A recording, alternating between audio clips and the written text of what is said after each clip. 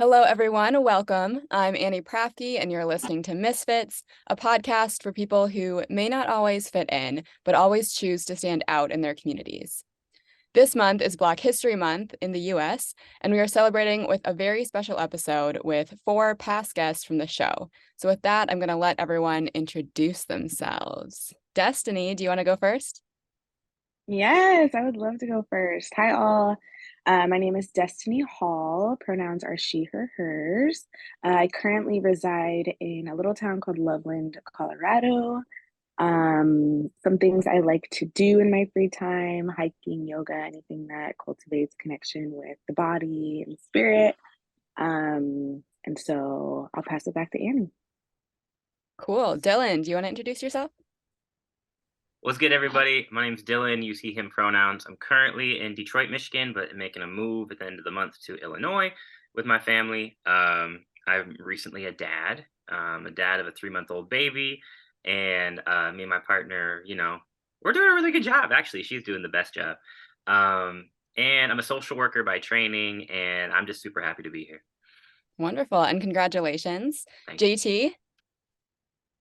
Hello, I'm Jade Tree. It stands for Jade Tree. I am also known as Unicorn Daddy in my circles. I'm a music producer, DJ, and also sort of like the creative director of my collective called The Blessing. Wonderful. And last but not least, Obinna. Hey everyone, my name's Obinna. I'm in the UK. I'm in a place called Dartford, which none of you have heard about, so I'm gonna just say UK. Yeah, so I work in advertising, but I also have my own podcast. I'm gonna plug it here, the Afri People podcast for African diasporans looking to find a job and like what they're doing and make money. Cool job. Yeah, so that's me. Looking forward to this amazing conversation with these amazing people. It's so good. It's so good, that podcast. I love it. Yes. I love it. And also plug for Media and Color too. It's so good. Oh. It's so good. Thank you. I won't I'll take make too sure much to- of Annie's time, but yeah. No, I'll make sure to put all those links in the description so you all can check it out. So thanks for being here, everyone. And so for this episode, we have come up with some questions about Black identity, Black activism, and how Black History Month is celebrated. And we're going to try to tackle those today. So the first question, this is a question that Destiny came up with, and it's how do we define Blackness within our own individual identities? And how did we learn about our Blackness? So does anybody want to start, or I can just call out people? I can start. So this is an interesting question, right? Because right now we're putting in some cultural context, and ironically, that's where I come in quite a bit, right? So the UK, very much similar to America, has had that issue of slavery and Black people coming in. And me personally, I grew up in a council flat around a lot of immigrant community, predominantly like Jamaican. And the first time I fully understood, I guess, my standing in society was when I moved out to this place in Wembley. And this teacher, she just didn't like me. I was like, why you like me? I was the only Black kid in that class, and you could just see how she looked down on me in a way that was different from other places. And I think that was like, okay, so there's something. My skin carries power here.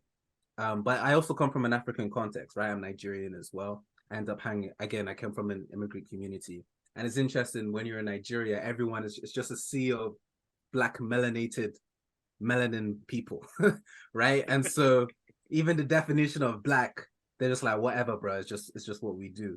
But then when you come here as an international student, which I did come to the US, a common conception was, oh wait, for the first time, I'm being identified in this way, and I'm taking on responsibilities and a history, which I partly take part in, but I'm not necessarily a derivative of, right? So yeah, there's a lot there. There's a lot there for me exploring that, but as the conversation goes, hopefully we'll be able to dive into that a bit more. But yeah, what about others? How have you come across that? I think that's a really hard question for me. Like it has been for me for a long time. I grew up in a really predominantly white community in Omaha, Nebraska, right? But also because my mom's white, my dad's Black, but my mom and her family came from Scotland, right? So the UK connection is something that Obinna and I talked about a lot when we were in school. And So the first time that anyone, as I remember it, pointed out to me that I was black, that was never a question. I saw my skin, I saw my mom's skin. There was an obvious difference, um, but it was never, like Obinna said, something that made me feel othered. It was something that I was like proud of. My mom would tell me about, Dr. King, Malcolm X. Like it was, I listened to James Brown every day. But going to school, to a predominantly white school, the first question was, "Are you black?" Right, and so the first time that I remember considering my identity as a black person was when I was being judged for it, right? And Mm. so, and that was, it was pretty deep. And also with my mom being a school teacher in a predominantly Latino area, right? I was really raised by Scottish white people and folks in the Mexican, Guatemalan, and Salvadoran community, right? And so, and then in college, my blackness was really informed by the African and Caribbean community at St. Olaf College, where three of us went to school. Um, and so, or more, I don't know if anyone else went there, but, and so I identify as black wholeheartedly, but it's nuanced, right? Because I'm Scottish. Like anybody asks me, I'm a black Scotsman through and through. I got dual citizenship. I'm gonna claim that all day, every day. Yeah, I can jump in here also. I identify or I resonate with a lot of Dillon's experience. So I identify as a mixed race Black woman. And I also grew up in a predominantly white community or area in Colorado. So I feel like me learning about my Blackness first started out through a white lens of what Blackness looked like. So it was a lot of like the projections of what Blackness looked like, probably that stemmed mostly from the media at the time. So stereotypes that led to, derogatory terms and a very narrow lens of what Blackness should be and look like, again, from the perspective of whiteness. Um, I think as I grew older, I started surrounding myself with more Black folks. I think specifically more Black women. So I think I learned more about what Blackness looks like from Black communities, specifically from like sisters and friends, aunties, roommates, partners, who I feel like shared with me more about what Blackness looked like.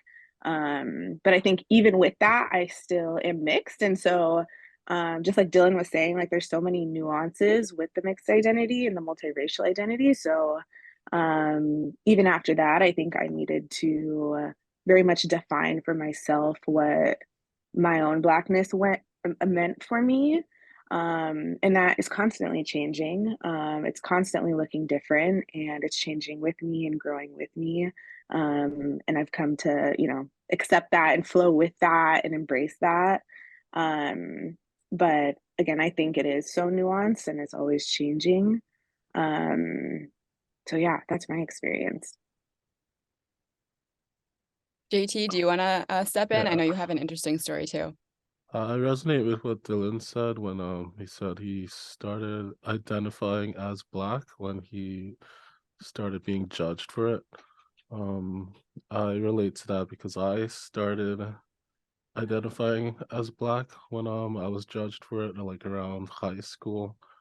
I grew up in a Vietnamese family, mostly Asian community in Philadelphia.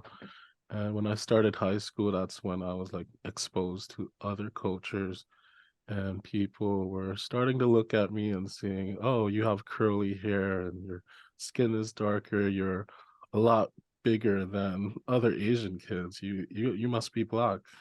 And I found out that my mom's dad is black, so I'm a quarter black, and I was always judged by other Asians. They would always just stereotype me, in a way. I guess nowadays I wholeheartedly identify as black, and there are like some issues with a community that I'm working with nearby in Philadelphia, where there's this Korean restaurant that's trying to integrate within the community, and they're just getting kind of discriminated by the Black community that they're placed in. And it's a challenge for me because I've been brought into this team to try and figure out a way to have them integrated in the community and eliminate the violence that's being shown towards them. Yeah. Thanks for sharing, everyone. I know we all come from very diverse backgrounds, so it's really interesting to hear everyone's story. The next question we have, this is one that Obinna wrote. Oh, Obinna, did you have something? Yeah, I talk too much, so I promise I'll not talk too much. But as people were talking, it also made me think there's also an identity of Blackness within Black people, right? Yeah. Right. There's like a metric of Blackosity, if you will. Mm-hmm. And it's interesting, right? So where I grew up, right? I'm Black, but I loved anime and I liked performing. So I was Black, but at the same, I wasn't Black. You get me? They were just like, you a bit of an Oreo, bro. You're like, you like them white people stuff. You're not a full blackity Blackness. And it was one of those things that, you know, you had to fight with, but because you know you are Black, right? But you're not cool Black. You're a different type of Black. I don't rap, right? And so I can't like freestyle within a circle. And so suddenly, am I that Black? I guess I'm not, right? And even like in the scale of colorism, right? I'm fairly lighter skin. I'm not as dark skin. So am I as good looking as a Black person? Am I the pinnacle of Blackness in that way? I'm not super buff, right? You know, I got some muscle, but not that much. And I find it interesting when I visited different countries, right? When I went to Nigeria, and I had to introduce myself from school, I said, I was like, yo, I was born in the UK and all of that. They're just like, oh, bro, have you stabbed someone? I was like, nah. Like, do you know gigs? Like, do you do grime music? And I'm like, nah. It's like, bro, you're not a proper Black British dude, right? And then some other guy, he stabbed someone. And so he was like, oh, you are a Black British dude. So it's like, even within us, right, there's a certain measurement of Blackness. So when you were saying, Destiny, that being Black is very nuanced, you are absolutely right. But it's not just by how others externally validate us, it's how we internally validate ourselves as well. Which, man, that's deep. That's deep. Yeah. Because for me, like you like you're saying, like other Black people are like questioning your Blackness. It was always white people for me. Like white people would be like, nah, man, like it would be like when I would get frustrated with people, because you know, in high school I was the guy that would go around, if anyone said like an anti slur, like anti-Black, anti-LGBT, I would just like correct them in the moment. Like I'd stop someone in the hallway and be like, the fuck you saying? Like why would you do that? That's beneath you. And it was in those moments where white people would be like, yo, you're getting too mad, you're being too Black right now. Right. And when you're surrounded by a sea of whiteness, right, like you have a choice, right? Do you react to that? Do I react to that and get my ass beat or get kicked out of school? Or do I just like try to survive it? Right. And so for me, like you talk about going to Nigeria and being judged kind of in a pejorative way, right? When I studied abroad in France, like most of the folks that I hung out with in my dorms were from Guinea, Congo, Cameroon, and they're like, bro, you ain't mixed, you Black.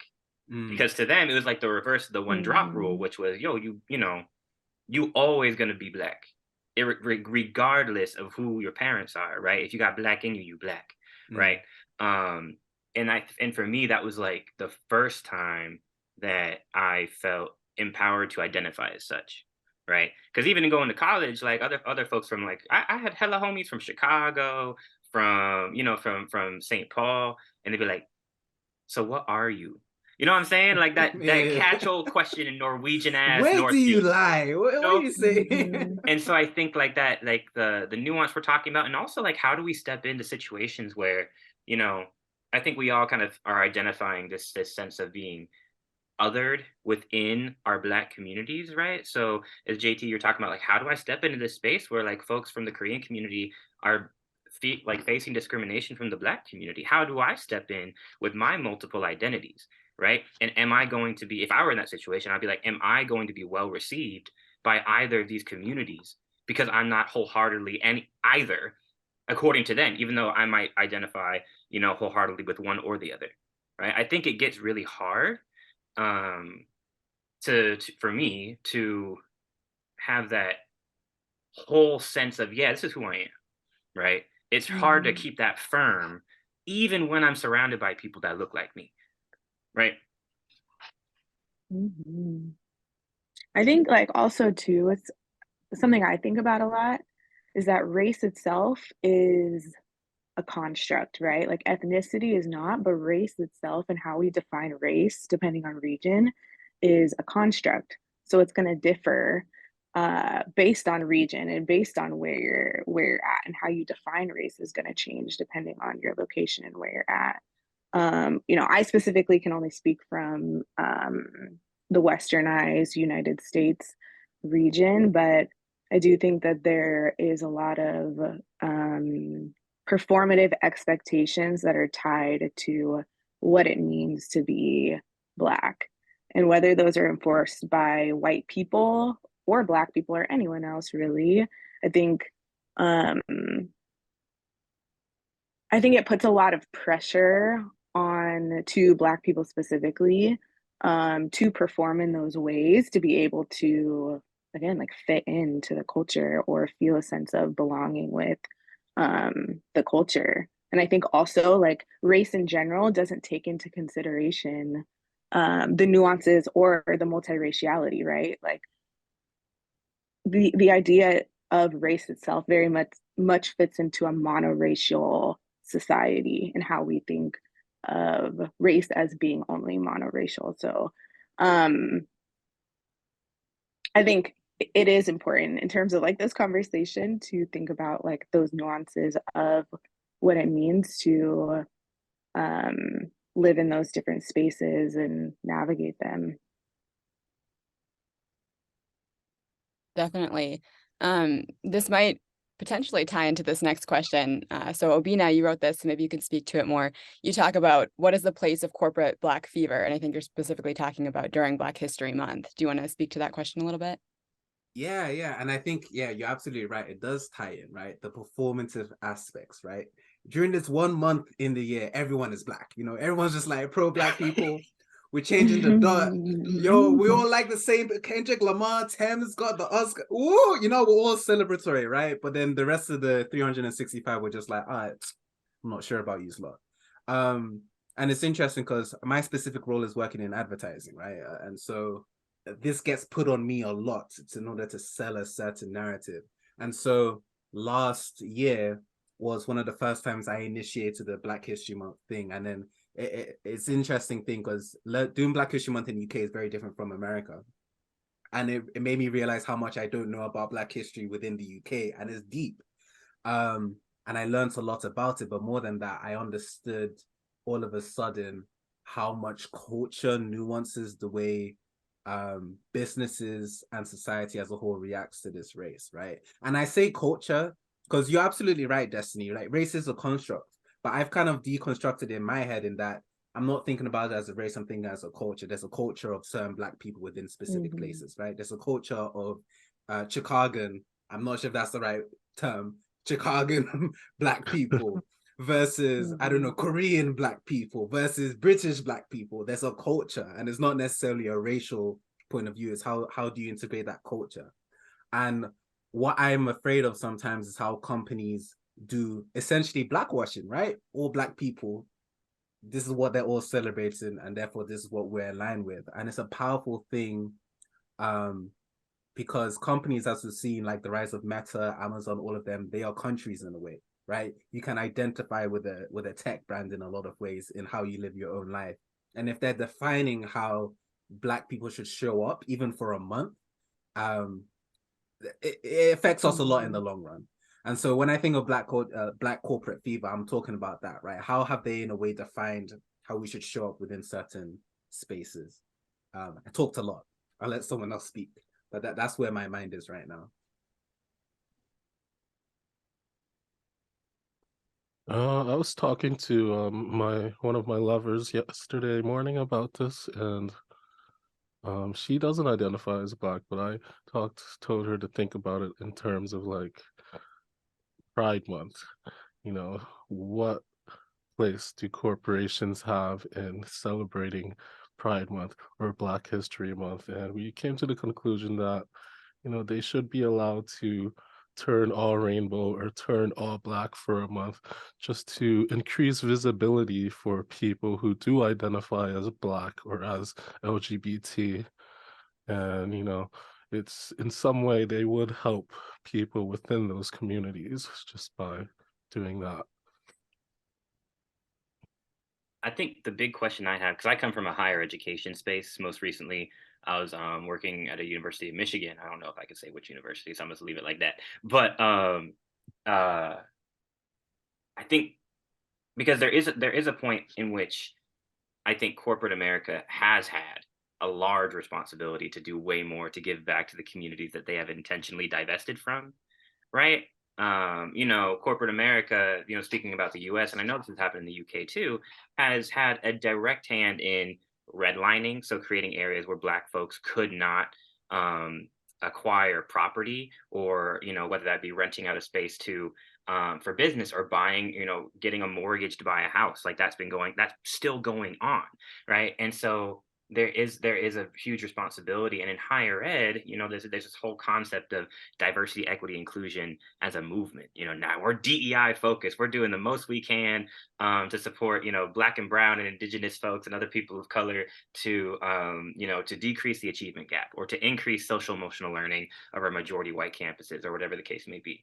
But similarly to how we see, you know, Facebook or First National Bank, or even like Wells Fargo, like support, or like, you know, have advertisement for Black History Month, what happens throughout the rest of the year? And why is Black History Month in the States the shortest month of the year, right? It's 28 days, right?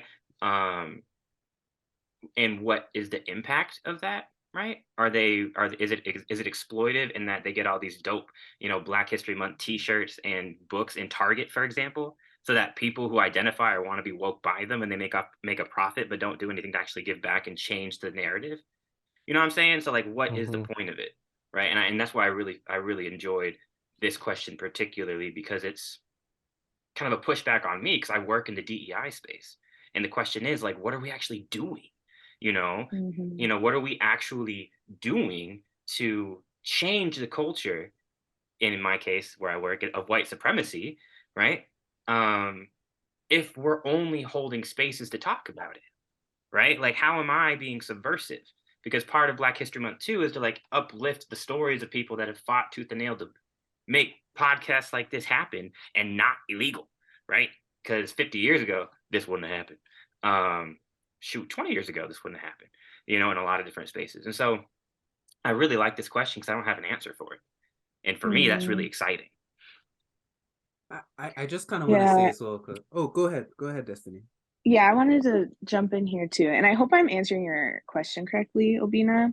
But yeah, I agree with Dillon in a lot of ways, in terms of I feel like there is like no answer. I used to work also in the DEI corporate space, and I think a lot of what we did is like think about what the intention of any program is, in terms of like higher ed, in terms of corporate, nonprofit, like any place that you really work, public space.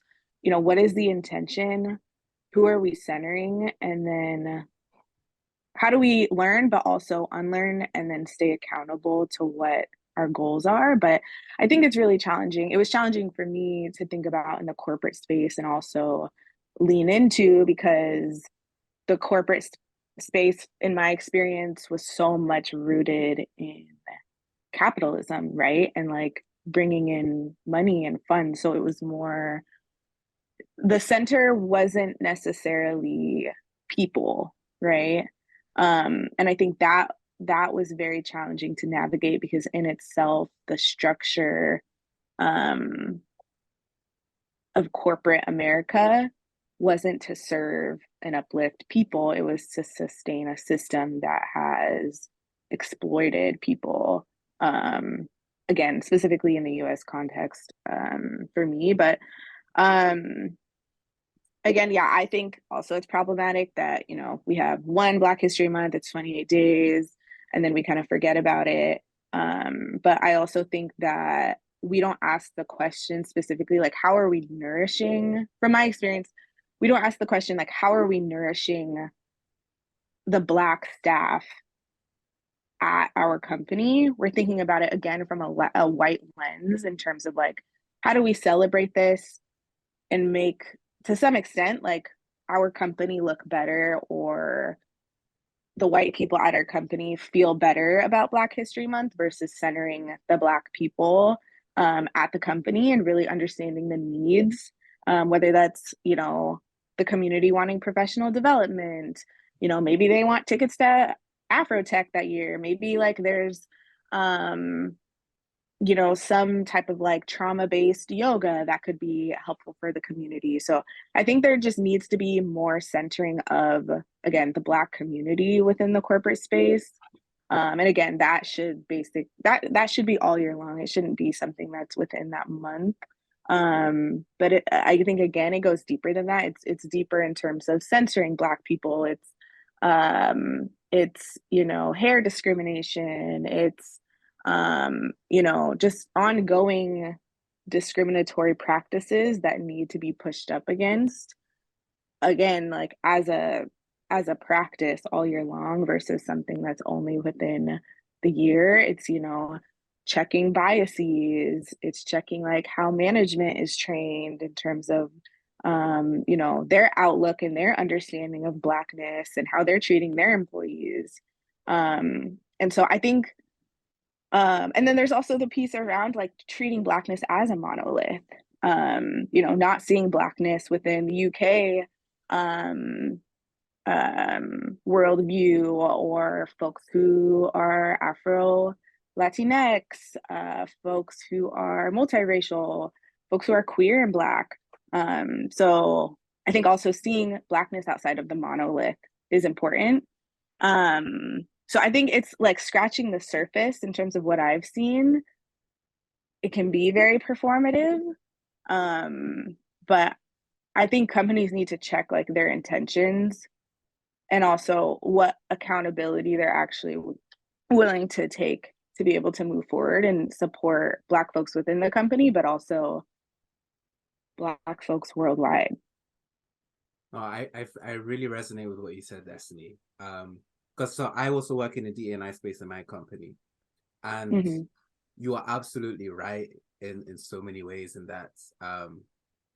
Like, first of all, so we literally took that approach. So now we're focusing on how do we professionally develop a lot of our Black talent, because there's a specific trauma that they're coming to work with that's hindering them from progressing. That's very specific to them, right? Like a lot of people come with this culture of, I'm not meant to speak out too much. I'm meant to just put my head down and do my work and get out because this place ain't for me. But in reality, to climb up in whatever place you are, you need to be able to hone your voice and speak, right? And so that's a specific trauma that we're addressing within our company through the D&I work we do. But what also comes to mind as opposed to that, right? I'm sure we all heard, right? After the George Floyd incident, there were a lot of DE&I roles all of a sudden popping up in every company Timbuktu. And recently, a lot of them have got sacked because you found out that a lot of these companies didn't actually understand what D&I meant. They just knew that we should do it because it makes sense. This is the month. We should be doing this. But that word used, intentional, there was a lack of intentionality of what problem they're actually trying to solve. To some extent, I completely wholeheartedly believe it is a people problem, right? How do we nurture people within the HR space to like support them? But part of it is how do we direct our company imperatives, right?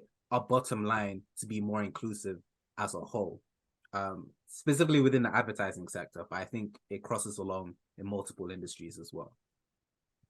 I agree with what you said earlier. We do need to speak out more.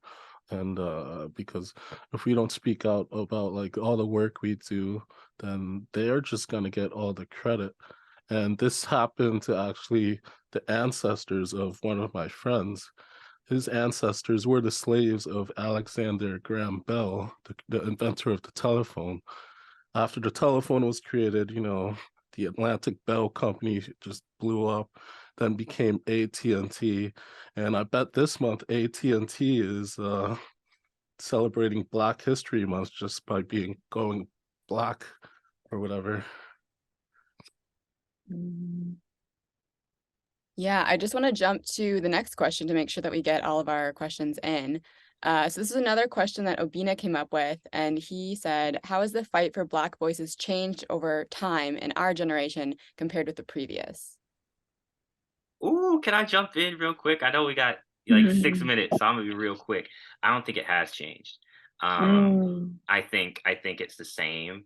And this is where I get really passionate about it, because I know when we were in school, Obinna and I talked about this a lot in terms of when we're talking about Black voices and the fight for Black voices, are we only talking about one particular area in the world, right? Or are we really inclusive of not just the UK, not just the US, and not just the African continent either, but around the world where all Black voices are, right? Because anti-Blackness is deep, deep, deep, right? And I think as long as we live in a capitalist society, in a capitalist globalized world, the fight for Black voices is going to remain the same, in that we continue to have to step like 10 paces backward after taking one step forward, right? Because the fight for Black voices cannot be excluded from anti-Black violence, over policing of Black people around the world, right? Neo-colonization that's being carried out by the US or by Russia or by China or whomever has money and they want to take part of a piece of land, right? It's the same thing. And it's hard because, just as we were talking about, there isn't a solution with the corporate space. How do you take hold of the narrative when you have to almost lean into this capitalist economic system to actually get a foot in the door, right? Or do you, right? But I think it's the same. And one of the biggest issues is that there is not a strong global unity between Black peoples to fight against this type of oppression that's really insidious and centuries long. It's really pessimistic, but that's where I'm coming from. So, Dillon, I would disagree with you. I would say the fight has changed, right? Because the context of the fight has changed, right? So, this is just a cross example, right? Like, if somebody was chasing me down the street with a rope, yeah, they probably wouldn't get around. They wouldn't get away with it, right? Not in the same way, right? One could argue in some places perhaps, but generally speaking, I would argue that most people would be like, "Bro, put that rope down. Use your words." So that's why I'm like, the context has changed a bit. Even what you're talking about, we're talking about working within corporations. The way corporations exist today didn't exist back then, right? And so the context of the fight is a bit different. Even when we say global Black unity, I'm not sure if that's the right thing, because like we mentioned at the beginning, being Black is nuanced, right? And so I think there should be global Black supports, but unity in the same front that. is I'm not sure, because it's like when the protests happened in Olaf, there was a lack of unity because there were so many different experiences that were being exposed and no one knew what to do with them. I vibe with that. And so one needs to be strategic with how they're creating that solution. So, and I think it's changed over time. I'm not going to say whether it's gone easier or harder, but the fight has changed over time. Or at the very least, it's more layered, right? Because it could also be that the context has changed, in that there are more ways in which you can either fight or experience oppression, right? Because as we've created more spaces for Black peoples and brown peoples and non-white peoples, right, we are still facing those ceilings beyond which we are not allowed to go, or we have to fight tooth and nail to get past, right? And so it could also be that the context has changed, but for folks who are still where our ancestors were, right, and in structural ways, it's the same thing, right? But I vibe with what you're saying. This is really interesting to me also. I, Obinna, agree with you and disagree in ways. I think the context has changed, but also in ways it's just evolved. Like in terms of, mass killings, or like if we think about slavery, right? How slavery has basically evolved into the incarceration of Black males, again, specifically in the US. How, just like the killing of Black people has very much shifted, and I think been made present within police brutality. And I think the ways that we've seen white folks, like not necessarily take violent action towards Black folks that I guess maybe we've seen, but there being a sense of like policing in terms of calling the police on Black folks for running, sitting in their cars, shopping at a supermarket. Like, I think the context has changed, but also it hasn't. I think it's evolved into something else that has been made systematized and that we've justified through our systems now, versus it being so, I don't know what the word is, so unjustified, I guess. No, that's not the word. It just being like out in plain sight in the past. I think also the fight has changed in terms of the tools that we're using. I think social media has definitely played a role in the tools in terms of how we're fighting for Black lives or Black voices. I think, you know, our access to knowledge has changed due to like the internet and social media, and I think the upliftment of like opinions has been changed through social media, and also like our youth can have an opinion now, and and can have an opinion now, and the tool has changed, and I think that it's an amazing opportunity for our youth, for our Black youth, to have the opportunity to have a voice and have an opinion on what Black activism needs to look like, you know, how Black youth need to be serviced and nourished, and what folks need to do to support them in that. So that's really it.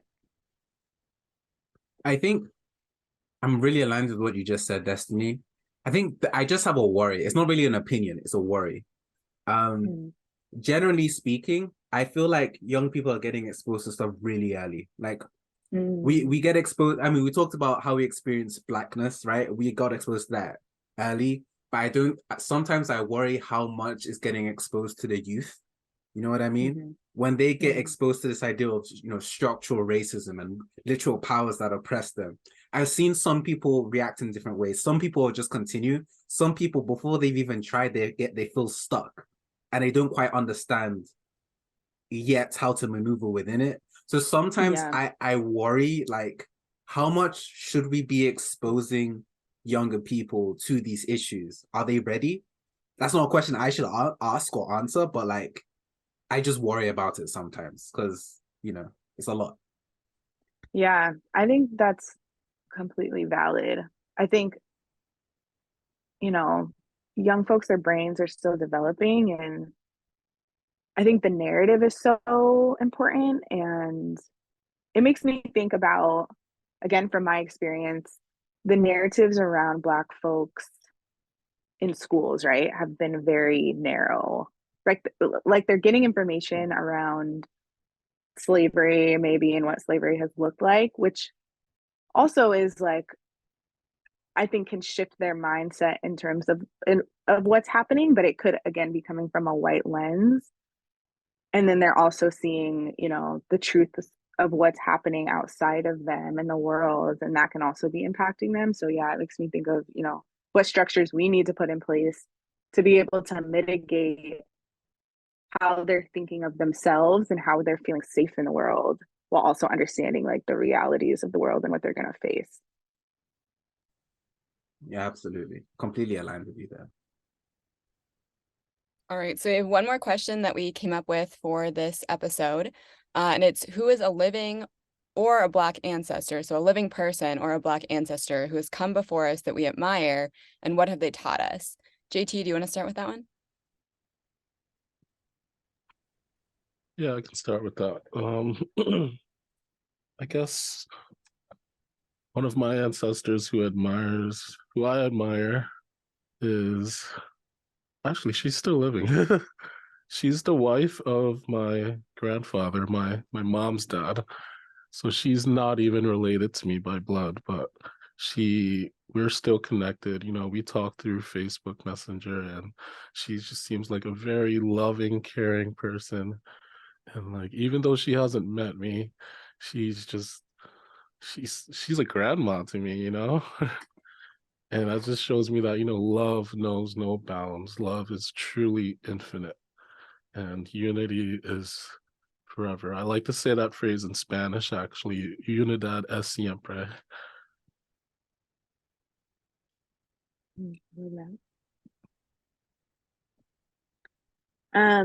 Mine would be my grandmother.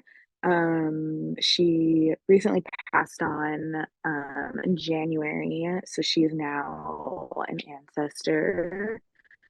Sharp memory, sharp sense of self, was sharp with others. Like nobody was trying to mess with my grandma.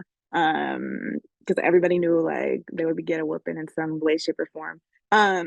But she was somebody that was just really rooted in the folks that she loved. So her children, her grandchildren, her community, rooted in the places that she lived. And I think that as I grew older, I started to understand her sharpness as protection of those that she loved.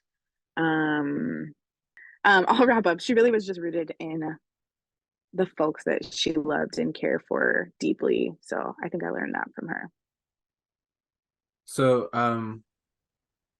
is it okay if I give like two? Okay. I talk too much, you know, so it's gonna happen. It's gonna happen. Someone who's not necessarily my ancestor, but someone I would say I admire, is Chinua Achebe. He's a Nigerian author. He wrote this book called Things Fall Apart, amongst other things, but that's one of the most prominent ones. And the pure and honest reason why I would say I admire that is because he made it possible for someone like me to say they want to become a writer and someone actually take the voice seriously. He was one of the first predominant African authors that literally got world renowned, right? And so it's one of those things. I grew up in a place where I was told to be successful, you must be doctor, lawyer, finance, da-da-da-da-da. That obviously didn't jive with me specifically. But to find success outside of that as someone who looks like me from my culture, it's quite difficult to find examples. But he's an example that opened the door for a lot of other people. And so I respect the work that he did. I don't know much about him as a person, but at the very least, the work that he did in literature, I admire quite a bit. So because you said living, I'm also going to go with someone who is living. Again, not my personal ancestor, but there was this guy, I haven't spoken to him in time, but his name is Pastor Kelly. He works for this Lutheran church close to where I lived in North Minneapolis. I'm not Lutheran myself, but I would say this is someone that I respect a lot for the work he did, purely because I'm guessing everyone here has watched Sister Acts, right? So yeah, okay. If you haven't watched Sister Act or Sister Acts, please go and educate yourself. Whoopi Goldberg, the Queen, all of that. But there it really showed what's possible when you have a community pillar in the church, in that specific example, and how it can be used to uplift the community of that a lot of people look down on, right? A lot of people look down in this community in that movie as like these Black kids, delinquents, they're just making noise, but they were able to create something beautiful through choir and singing. I think PK has done something similar, not through singing, but through supporting the community and getting people educational resources, providing places for rehab, really just trying to uplift North Minneapolis in a way that's very organic and real. I think if I become an old man, that's the sort of old man I kind of want to be. Hopefully I will become an old man. I'm not dying anytime soon, by God's grace. We'll find out. But yeah, that's someone else I would say I admire. Alrighty, well, I think that's about all we have time for, but I just want to thank you all again for joining me. Dillon did have to step out for that last question, which is why he's not here, but thankful to all of you for celebrating Black History Month with me and for grappling with these questions, for which there really are no easy answers. Was there anything else anyone wanted to add? Only one thing. Of course it's me. I talk too much. sometimes this conversation can get quite pessimistic, right? Because you realize the weight of the world on everyone's shoulders, right? But I think one thing I always like to instill is hope, right? You may not see the outcome of the work that you do today, especially in D&I or JT within the work you're doing. You may not see the impact you have on the community that you're working, or Destiny in between the roles that you've had, right? But it's the idea that we're trying to make something greater than ourselves, right? We're trying to uplift our people in a way that only we can. And because that will is instilled in us, we act. And so I just want to say to anyone who's listening to this or anyone on the podcast, just like, yo, keep going. We may not see the fruits of our labor, but the juices are there and it will flower, you know? But yeah, that's the only thing I would say. Thanks I for love it. saying that. Resonates with me because no one told me that becoming a DJ is synonymous to becoming a pastor in a church. Yeah, man. Yeah. All right, wonderful. Well, happy Black History Month, everyone, and thanks again for joining me. Take care, everyone. Thank you.